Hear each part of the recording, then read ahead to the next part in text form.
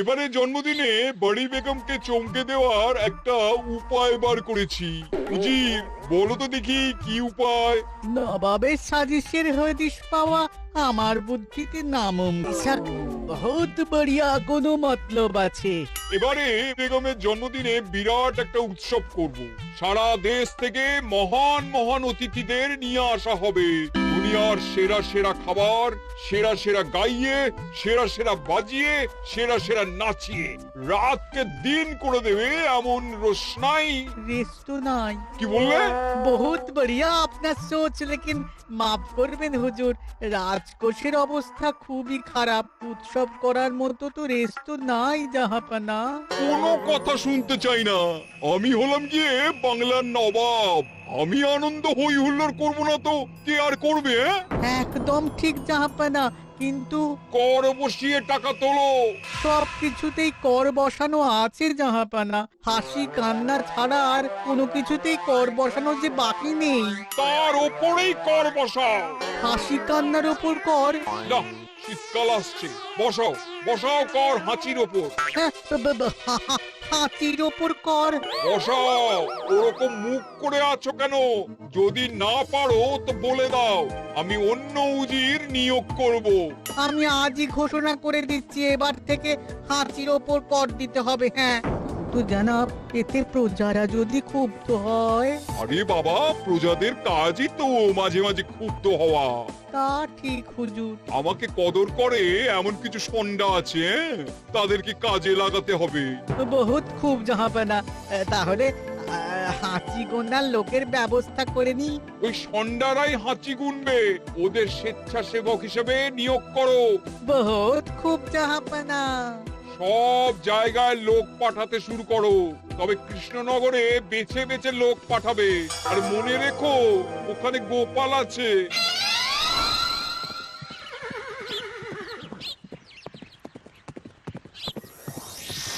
সব জায়গায় কর আদায়কারী পাঠিয়ে দেওয়া হয়েছে জাহাপানা।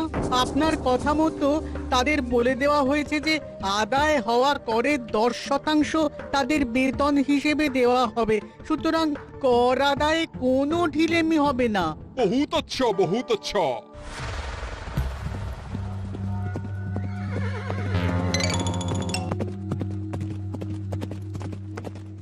হ্যাঁ, তুমি ঠিক পড়েছো তো মন্ত্রী? হাঁচির উপরে কর? বলেন তো, আর একবার পড়ছি মহারাজ। আসলে এটা নবাবই মশকরা। আমাদের নবাব যে খুবই রসিক মানুষ তা তো আমরা দেখেছি। বারবার কৃষ্ণনগরের সঙ্গে রসিকতা করতে গিয়ে হাঁড়ি ফেটে রস একেবারে মাখামাখি হয়েছে, আর সারা গায়ে পিঁপড়ে ধরেছে। মস্করা নয়, একদম সত্যি কথা। হাঁচির উপরে কর বসানো হয়েছে, আর আমরা হলাম নবাবের খাস হাঁচি গোনার দল। আমরা এই কৃষ্ণনগরে থিতু হয়ে বসলাম বটে। এবারে হাঁচি গুনবো আর মোহর আদায় করব। গোপাল, তুমি কি বলো? সর্দার, তোমাদের এখানে আসা একেবারেই লোকসান হয়েছে। কেন মশাই? আচ্ছা, আপনি গোপাল? না না, আপনার কোনো কথাই শুনবো না। আমাদের বই বই করে বলে দেওয়া হয়েছে, গোপাল হইতে সাবধান। সর্দার, আমি তোমাকে সাবধান হতেই বলছিলাম। হাঁচি ধরতে গেলে তোমাদের খুব সতর্ক থাকতে হবে, কারণ এই কৃষ্ণনগরের বাসিন্দাদের শরীর স্বাস্থ্য এত ভালো যে এখানে কেউ হাঁচে না, কাশে না, ঢেকুর তোলে না, ইয়ে করে না। বলেন কি মশাই? এটা তো নবাবকে জানাতে হচ্ছে। যাও যাও, এক্ষুনি মুর্শিদাবাদে ফিরে গিয়ে নবাবকে জানাও। ওরে, কেউ এদের যাওয়ার ব্যবস্থা করে দে। ওই তো হেঁচেছে। হাঁচি এক, পুরো এক মোহর। হাঁচি দুই, দুই মোহর। আরে, এটা তো হাঁচির বাচ্চা, এটা তো ধরলে চলবে না। কেন? হাঁচি হলেই তো হলো। কি করব সর্দার? লিখবো? দেখ, একবার গুনে যখন ফেলেছি পুরো ছাড়তে পারবো না। আধমোহর লেখ। এটা কাশি, কাশিতে কোনো করের কথা নেই। ওরে লেখ লেখ লেখ লেখ লেখ। হাঁচি তিন, পুরো এক মোহর। হাঁচি চার।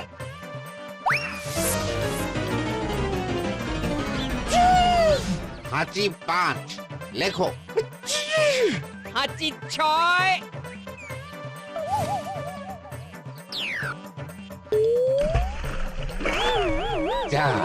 যা কি রে, শুনেছিলাম কৃষ্ণনগরের মন্ত্রীটা মাথা মোটা, প্রমাণ হয়ে গেল।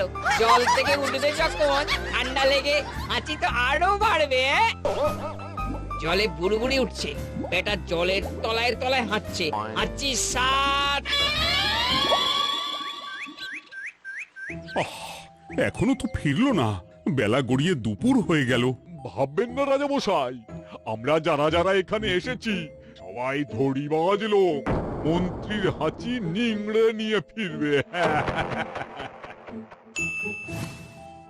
ছি ছি ছি ছি ছি ছি ছি ছি ছি। কি হলো গোপাল? আমরা কৃষ্ণনগরের প্রবাদ প্রতিম আতিথেয়তার অসম্মান করেছি মহারাজ। কেন? কিভাবে? কখন? এখন মহারাজ, এখন এনারা সেই সুদূর মুর্শিদাবাদ থেকে এসেছেন, আর আমরা এতক্ষণ শুধু অন্য কথাই বলে চলেছি, এনাদের আপ্যায়নের ব্যবস্থা করিনি। তাই তো। মহারাজ, আপনি ব্যস্ত হবেন না। এই কে আছো? শোনো, এদের রাজ অতিথিশালাতে থাকার বিশেষ ব্যবস্থা করো। এদের খাবার যাবে মহারাজের পাকশাল থেকে। এদের সব সুবিধে অসুবিধে দেখার জন্য দাস দাসী নিযুক্ত থাকবে। চলো চলো। আরে দাঁড়াও সর্দার, হ্যাঁ বলুন। তোমাদের তো আবার গোপালের কথা শোনা বারণ। আমার ব্যবস্থায় বোধহয় তোমরা থাকবে না। বাদ দিন তো, আসলে ভয় ছিল আপনার বুদ্ধিকে, আর ভয় নেই। কেমন আগু পিছু বিচার না করেই বলে ফেললেন এখানে কেউ হাঁচে না। বুঝে গেছি, আসলে গোপাল হলো গল্প। চলো চলো, ও বড্ড খিদে পেয়েছে। প্রহরী, এই সর্দারের দলের বাকি লোকগুলো এলে এদেরকেও অতিথিশালায় নিয়ে যেও। হ্যাঁ, আচ্ছা। কি গোপাল, এই রক্তচোষাগুলোর জন্য তুমি রাজনিবাস আর রাজভোগের ব্যবস্থা করে দিলে? গোপাল কার পক্ষে মহারাজ? এতক্ষণ গোপালের সব কাজ তো কৃষ্ণনগরের বিপক্ষে গেল। বটেই তো, আমি মনে মনে গণনা করে দেখলাম গোপালের শুল যোগ শুরু হয়েছে। আগামী 1 যুগ ধরে গোপাল যেখানে থাকবে সেখানে রাহুর প্রকোপে দুঃখ দারিদ্র মহামারী একসঙ্গে এসে ধরা পড়বে। মহারাজ, গোপাল কখনো কৃষ্ণনগরের খারাপ ভাবেনি। সে যখন ওই রক্তচোষাদের রাজভোগে রাখার ব্যবস্থা করেছে, তখন বুঝতে হবে এর মধ্যে একটা ঘোরতর পেঁচ আছে। গোপালই তাহলে বলুক, কি পেঁচ? মহারাজ, মানুষ বিলাসের সুযোগ পেলে কাজ ভুলে বিলাসেই ডুবে থাকে। কত সম্রাট মহাসম্রাট বিলাসিতায় ডুবে কত সাম্রাজ্য মহাসাম্রাজ্য ভেঙে টুকরো করেছে। এরা তো নবাবের পাঠানো কিছু মূর্খ বালক মাত্র মহারাজ। এদের রাজভোগে ডুবিয়ে দিলে হাঁচির কথা কি এদের মনে থাকবে?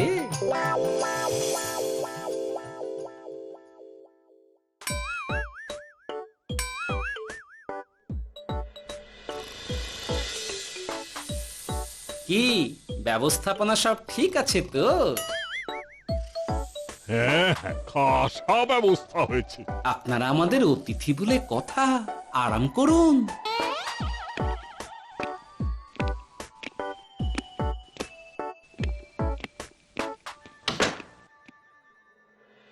বিজ্ঞানী, তোমার এই দুমুখ আয়না আবিষ্কার তোমার জীবনের সেরা কাজ। একদিক দিয়ে আয়না, অন্য দিক দিয়ে কাঁচ। কেউ জানতেই পারবে না যে তার উপর নজর রাখা হচ্ছে। অনবদ্য অনবদ্য। মহারাজের জয় হোক। কিন্তু মহারাজ, এই কৃতিত্বের মূল ভাগীদার আমাদের মন্ত্রী। তাই নাকি? হ্যাঁ মহারাজ, মন্ত্রীর দুমুখ কাজকর্ম দেখেই দুমুখ আয়নার কথা আমার মাথায় আসে। মুখ সামলে কথা বলো বিজ্ঞানী। ওরা শুনতে পাচ্ছে। যা চেঁচালেন 20 ইঞ্চির দেওয়াল ভেদ করে ওদিকে চলে যাবে কথা। এই কে যেন কাকে মুখ সামলে কথা বলতে বললো? ওই বাইরে কেউ বলেছে। এই তোমরা সবাই শোনো, অতিথিদের যেন আদর যত্নের ত্রুটি না হয়। আমি আর যাই, কাল সকালে আসবো, কেমন? গোপালকে নিয়ে নবাব আর উজির যেমন ভয় দেখিয়ে দিয়েছিল, গোপাল কিন্তু সেরকম নয়। এই তোরা কি বলিস?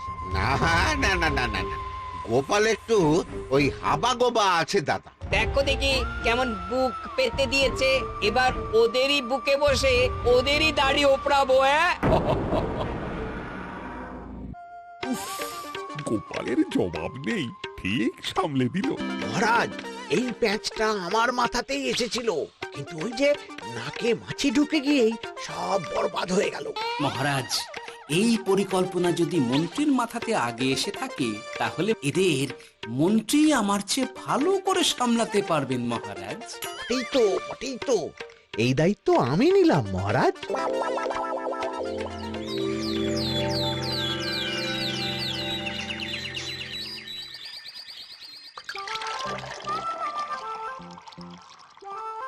আহা, সকালে ঘুম থেকে উঠে এই রকম বেলের পানা যেন স্বর্গের অমৃত। আছে আছে, আরো আছে। পানীয়, খাদ্য, আরাম, আয়েশ, যত চাও তত পাবে। এ কি, আপনি গোপাল কোথায়?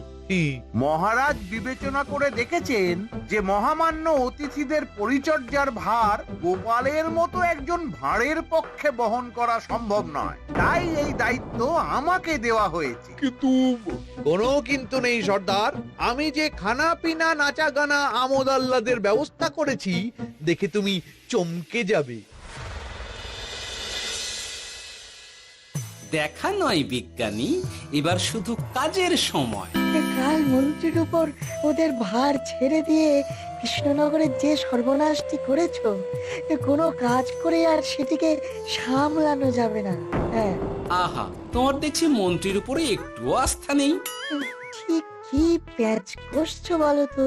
প্যাচের কথা পরে হবে, তোমাকে যত তাড়াতাড়ি সম্ভব হাঁচির ওষুধ আবিষ্কার করতে হবে। হাঁচির ওষুধ? হ্যাঁ, হাঁচির ওষুধ। ওভাবে দেখছো কি বন্ধু, তোমাদের কাজের সব দায়িত্ব এখন আমার কাঁধে। তোমরা আমোদ করবে আর আমি কর আদায় করে তোমার হাতে এনে তুলে দেব। সর্দার, এর মধ্যে একটা চাল আছে মনে হচ্ছে। কি আর আমি বুঝিনি। এখন কি করবে? বিশ্বাস করে আদায় উসুলের ভার এর উপরে ছেড়ে দেবে? পাগল নাকি? মন্ত্রী মশাই, বলো বন্ধু। বলছিলাম আর দেরিতে কাজ কি?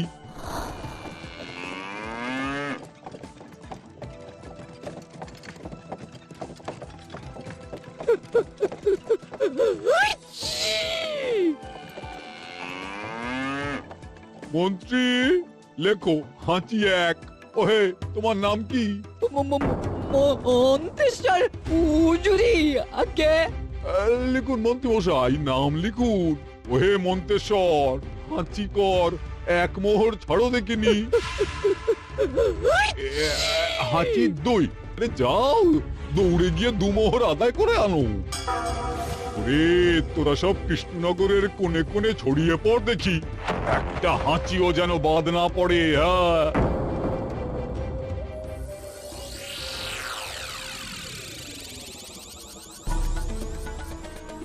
এটা হুজুরে আলা বর্ধমান, খাম্বাস এবং কৃষ্ণনগর থেকে।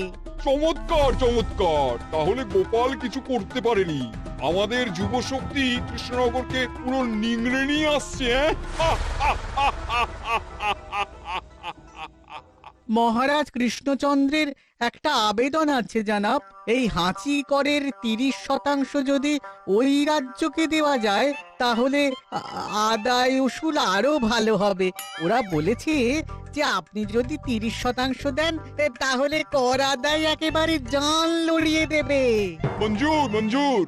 আর একটা আর্জি আছে হুজুর, কৃষ্ণচন্দ্র কদিন বাদে নবাবকে কৃষ্ণনগরে আমন্ত্রণ জানিয়েছে। কেন? কৃষ্ণনগরের নবাব এবং তার উন্নয়ন উপলক্ষে এক মহোৎসব হবে। সেই সঙ্গে শহরে থাকা ইংরেজদের কাছেও নবাবের সৈন্য বলের এবং নবাব ও কৃষ্ণনগরের মধ্যে পারস্পরিক ভ্রাতৃত্বের সম্পর্কের বার্তাও পৌঁছে দেয়া যাবে। নবাবের অধীনস্থ রাজারা নবাবের শত্রু, এই রকম একটা ধারণা থেকে ইংরেজরা ইদানিং বেপরোয়া হয়ে উঠেছে, তাতে লাগাম উঠবে। বহুত খুব, মঞ্জুর মঞ্জুর মঞ্জুর।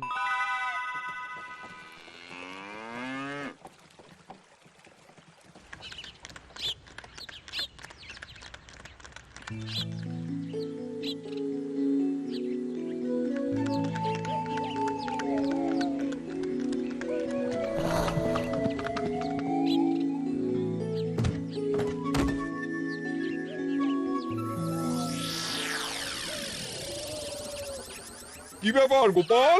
জাহাপনা বলুন, কি খিদমত করব?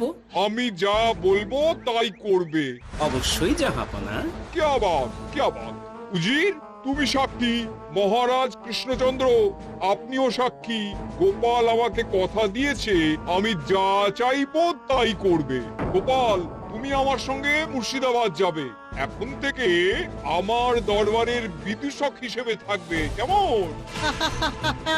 ওরে ওরে ওরে ওরে ওরে, তোরা বাজনা বাজা বাজনা বাজা। এখন থেকে গোপাল আর কৃষ্ণনগরের নয়, গোপাল মুর্শিদাবাদের। চলছে বাজা।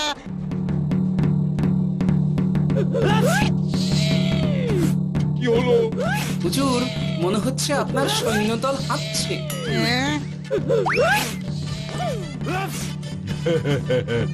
হুজুর, হাঁচিগড়ের বন্যা সব সৈন্য 10-12টা করে হেঁচে ফেলেছে, মানে প্রচুর মোহর হয়ে গেছে আর বাড়ছে বাড়ছে। আমার হাঁচি গোনার দল একটা হাঁচিও বাদ দেবে না। মোহর রাখার জন্য নতুন পোশাকখানা বানাতে হবে হুজুর। সর্দার, আমাদের হাঁচিগুলো কি খুলবো?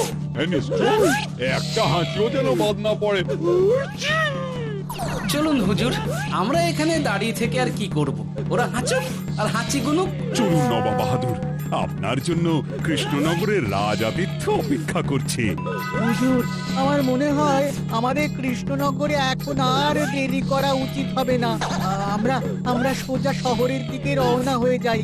শহরের ইংরেজদের শিক্ষা দিয়ে ফেরার পথে আমরা কৃষ্ণনগরে আতিথ্য গ্রহণ করব। সে কি? মহারাজ, নবাবের মতো কর্তব্যপরায়ণ ইনসানকে তার কর্তব্য পালনে বাধা দেবেন না। আমরা ওনার শহর থেকে ফেরার অপেক্ষায় থাকব। ঠিক ঠিক, আমার এক্ষুনি শহরে যাওয়ার দরকার। ইংরেজরা সব নিয়ম কানুন ভেঙে চুরে যা ইচ্ছে তাই করতে আরম্ভ করেছে। বুঝি, সৈন্যদের ডাক দাও, চলো রওনা হই। কিন্তু জাহাপনা, আপনার সৈন্যদের থেকে পাওনা মোহরগুলো এতক্ষণে যা হেঁচেছে, লাখখানেক মোহর তো হয়েই গেছে। ওটা আমরা নিজেদের মধ্যে বুঝে নেব। কিন্তু ওই করের 30% যে কৃষ্ণনগরের পাওনা। পেয়ে যাবে। শহর থেকে ফিরি। আরেকটা কথা, হাঁচি কর ব্যবস্থা এখন থেকে উঠে গেল।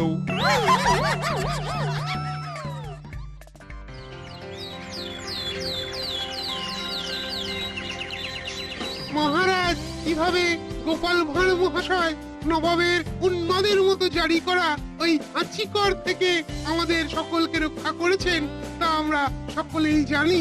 সমাজের তরফ থেকে তাই গোপালকে সামান্য উপহার।